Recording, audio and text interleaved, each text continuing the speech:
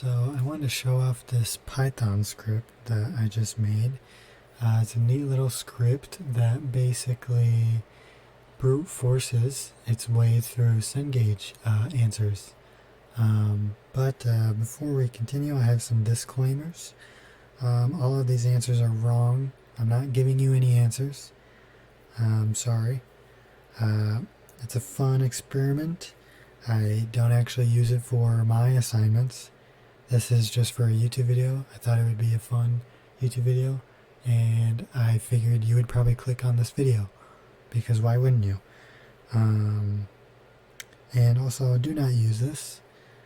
Just learn the material instead, okay? Alright, so let me just show you. Let me just show you it running. So, run it here, and then quickly put your mouse over there.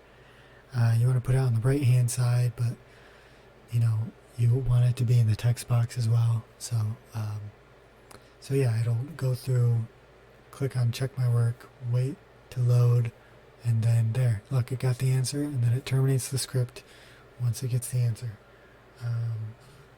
So let's see, is there anything else I want to tell you here? Oh, it works for debits and credits too, which I can show you in a second.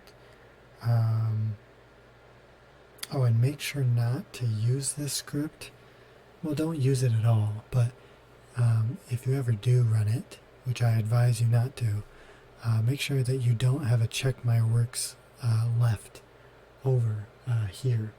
I have unlimited check my works, so that's why I'm running this, but usually they'll give you only 10. So this script will blast through that very quickly. But yeah, let me show you how it would work with debits and credits. So basically, with the debits and credits, it would use this number here, and then instead of writing accounts, it would write the number, and it would increment the number by 5. Typically, these numbers are, but they go by 5s.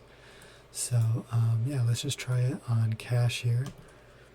Same thing, you put it in the text box, except now you want to put it on the left side. So there we go, it tries 5, it waits, 5 was not the answer, so it tries 10, all the way up to infinity.